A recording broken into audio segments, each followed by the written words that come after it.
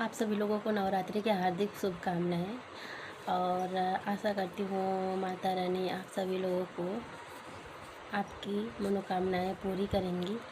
और इसी के साथ आज मैं एक टॉपिक है कारबोज का पोषण, कारबोज का पाचन, उसी को आज क्लियर करते हैं। कारबूज का पाचन जो होता है मुंह में और विशेषकर छोटी आंत में होता है। छोटी आंत के भी ड्यूडेनम और इलियम भाग में होता है। मुंह में केवल स्टार्च का, जो पका हुआ स्टार्च होता है उसी का पाचन होता है।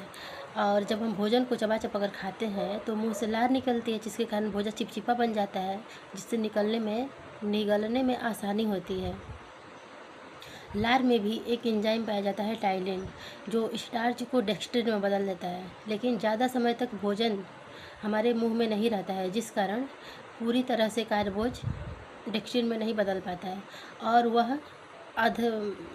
वह अधपची अवस्था में ही आमाशय में पहुंच जाता है। उसके बाद फिर आमाशय में पहुंचने के बाद भोजन जो क्षारीय अवस्था में था कारबोज, वह अम्लीय अवस्था में बदल जाता है और वहीं पे भोजन डाइसेकेराइड में टूटना शुरू हो जाता है। इसके बाद भोजन छोटी आंत में जाती है। छोटी आंत के पक्वाशय से अमाइलेज एंजाइम निकलती है, जो भोजन को पूर्ण रूप से डाइसेकेराइड में बदल देती है।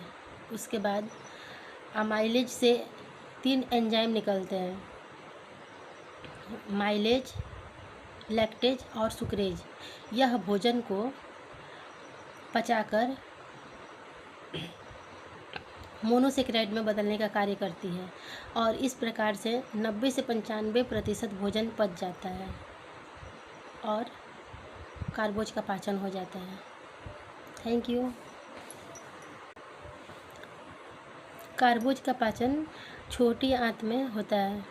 छोटी आंत की जो विलाई होती है रसांकुर, उसी के माध्यम से कारबोज अवशोषण कर लिया जाता है। छोटी आंत के जो रसांकुर होते हैं उसमें रक्त कोशिकाओं का जाल बिछा रहता है। इसी से जो ग्लूकोज, फ्रक्टोज और गैलेक्टोज अवशोषित कर लिया जाता है और रक्त कोशिकाओं तक पहुंचा दिया जाता है।